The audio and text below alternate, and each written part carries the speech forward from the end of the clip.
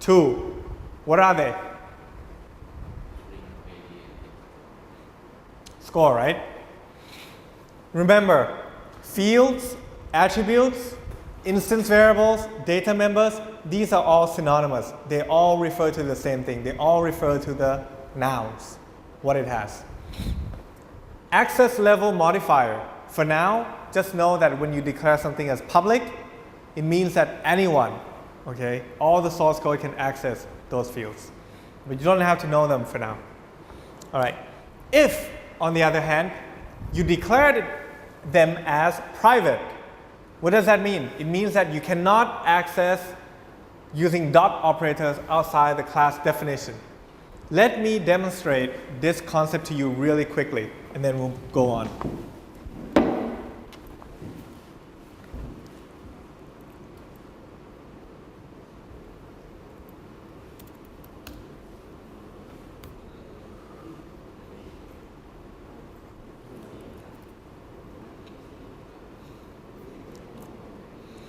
Check this out.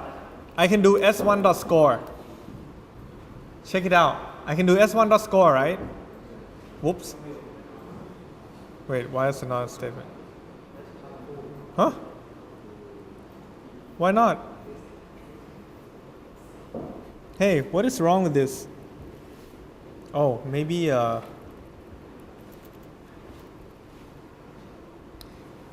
hey, pay attention. So here, score,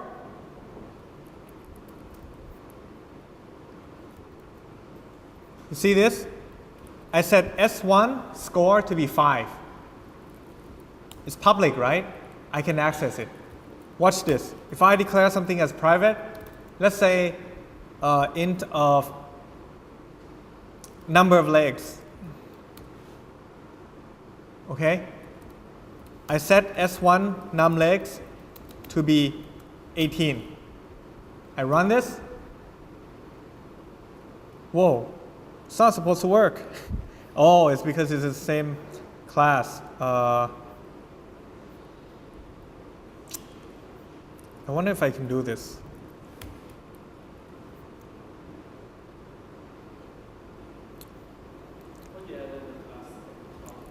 Yeah, you're right.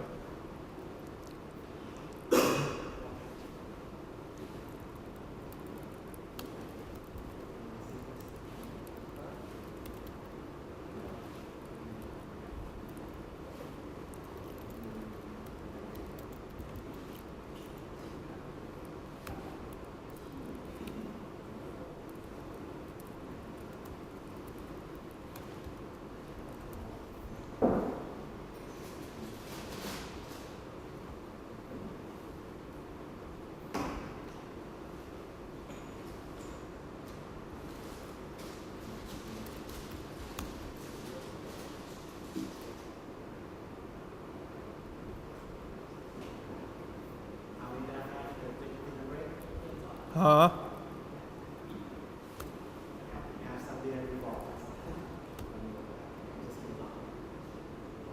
Actually, this is a bit weird.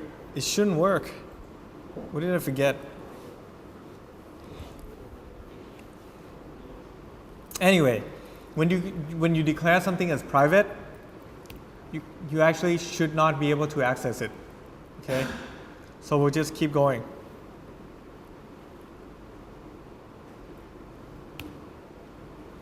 Accessing private attributes.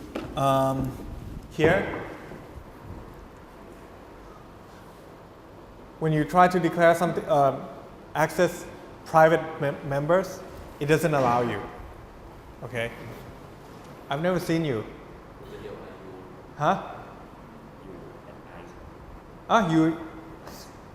Wow. So why are you here? Oh, that's good. What's your name? You're not registered in this section, right? Nice to meet you. So what happens when you try to access private data members? Are you a first year? I'll see you this year then. Introduction to ICE?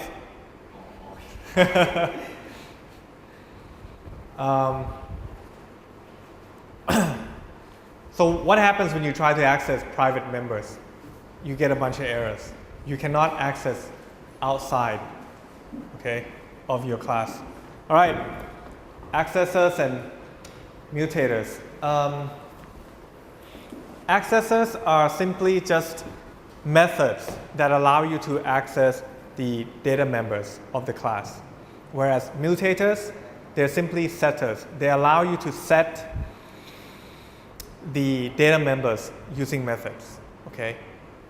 We're going to show some examples.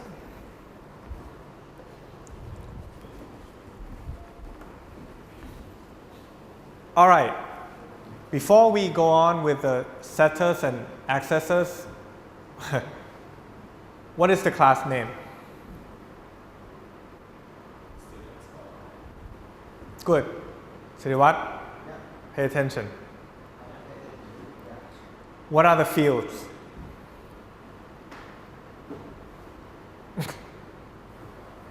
Don't cop out. Don't depend on your ICE students.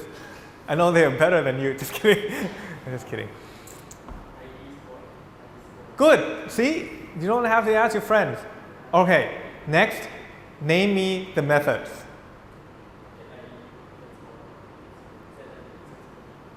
All right. Now, you can be quiet and then let other friends help. What are the return types?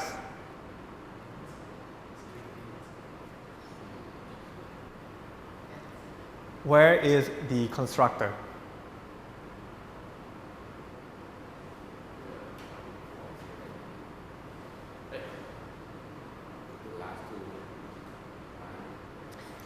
What are the 4 attributes of a constructor? We covered this today. What is the first characteristic?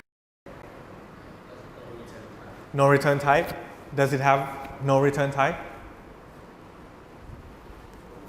Void is a return type, even though it returns nothing, but it still is a return type. Remember, a constructor will have no return type at all. Like this one, student score has no return type. So where's the constructor?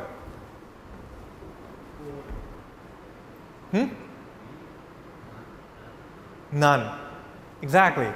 How do you easily spot a constructor? If the method name is the same as the class name, then you know that that's your biggest clue that will point out, hey, this is a constructor. But since there are no methods that has the same name, we can conclude that this class has no explicit constructors. Does that make sense?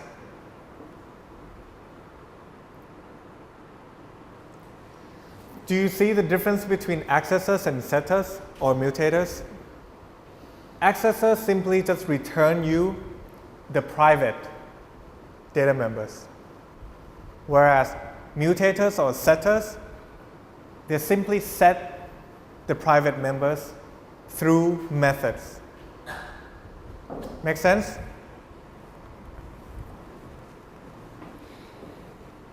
On the final exam, you can be sure that I'll give you a piece of code like this, maybe 2 times longer, and I'm going to ask you, name all the mutators and name all the accessors.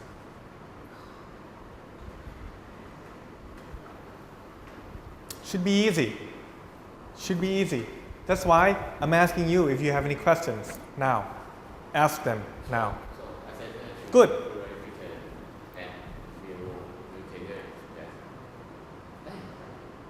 Accessors have no equal and mutators have equal. Is that right? A better definition is accessors return you the data members. Return, that's the keyword. It gives you the value of the data members. So the mutators just the same as the single field, the data members. Mutators allow you to set the data members, to set the value of the data members. Why is it that every time I have to like, you know, this is going to be on the final exam, that's going to be on the final exam, then you're going to ask me questions.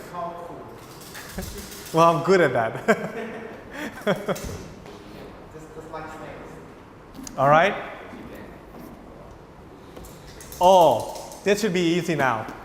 Should we even go over this? I mean, we spent half an hour trying to define constructor. Siriwat, read the first bullet point. Out loud.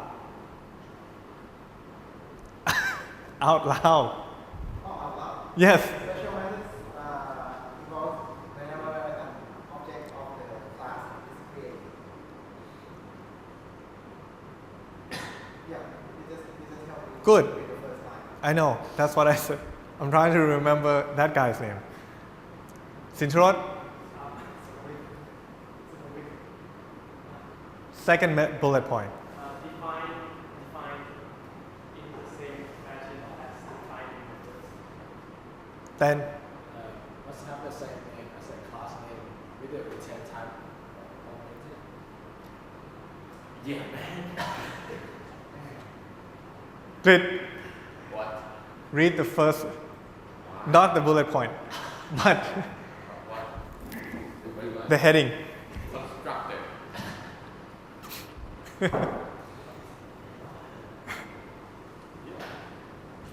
You guys can sing a song now. Is it clear now? I mean, what you've just read, okay, were the exact same points that we covered 3 slides ago. Do you have any questions on each bullet point? On the final exam, you will have to be able to distinguish and tell me, I'm going to give you a piece of code, and then you're going to tell me which one is the constructor and why. You have to substantiate your claim. Does that make sense? And they better have these bullet points. Should I go over again? Constructor? Huh? No? Too bad. The slide's going to have constructor examples. So we're going to have to go through them. Which one is the constructor? Sintrot? What? What? I asked you, where is the constructor? Blue? Is that right?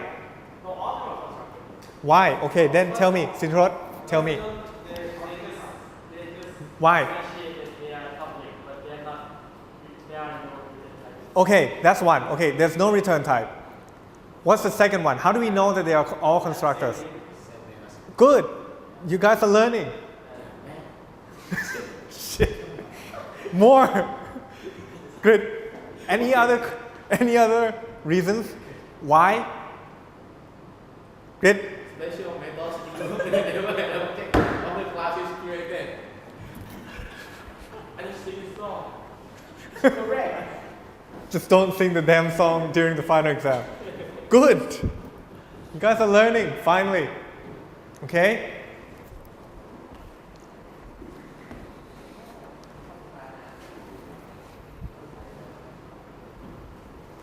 Using constructors. Do you see that you can have, so what did you learn? You learned that you can have multiple constructors within the same class. For example, we have 3 different constructors within the same class. How do you know they're different? Look at how do you differentiate each constructor? Exactly. You look at the signature, right? First one, what's the signature? The blue one. There's nothing. Well, the signature is that it takes no input parameters. Agree? The second one, what's the signature? Exactly. And the third one? The last constructor. The class and They call last constructor. It takes as the input parameter what? S. Yeah, S. But what is the data type of S? Huh? What? Are you blind? No, because the constructor has no data type.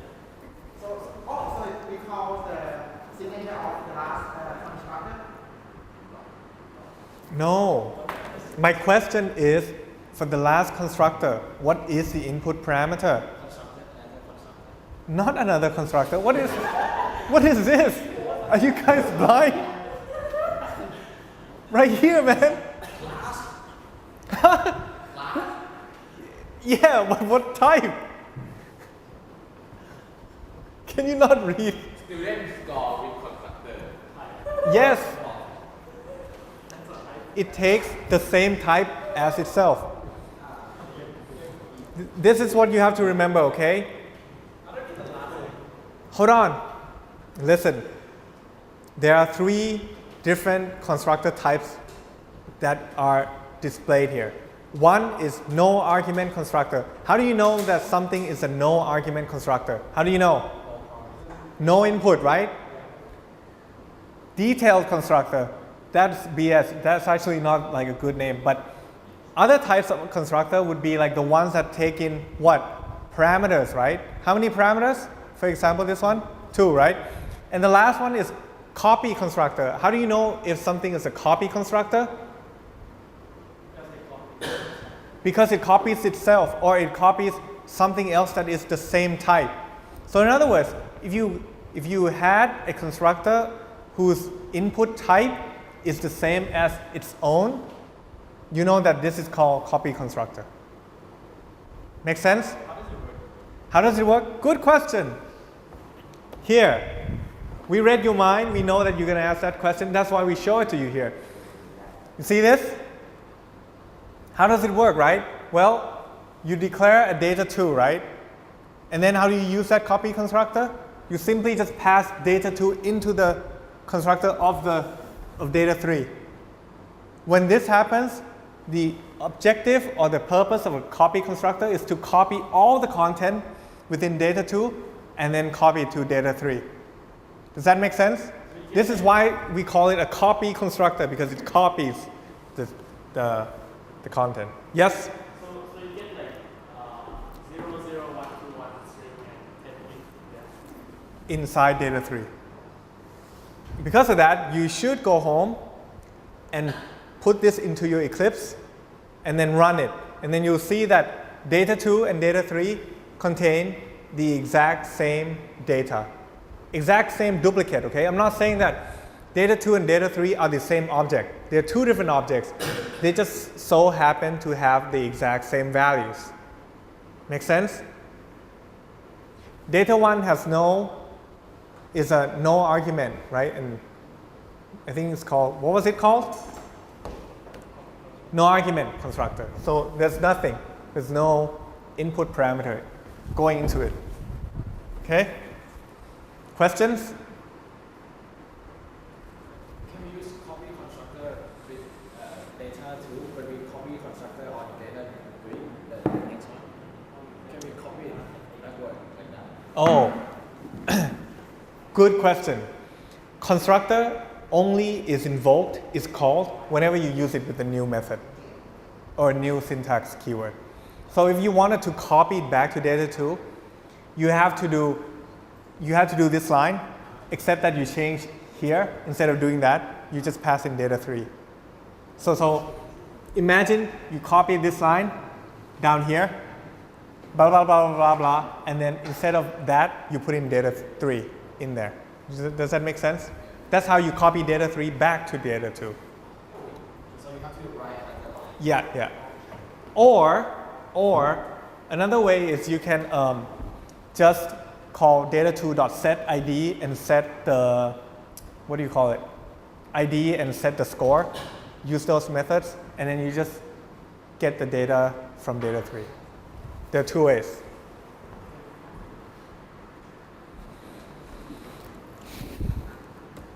Two-string method. What does that mean? What is two-string? Siliwat? What are you talking about? Cookie run? The 2-string method. Yeah. What is two-string then? It seems you're teaching your student, your friend, so maybe you care to enlighten? Like, even though that's like asking what it is, I don't know either. That's good. In order to provide a meaningful string representation,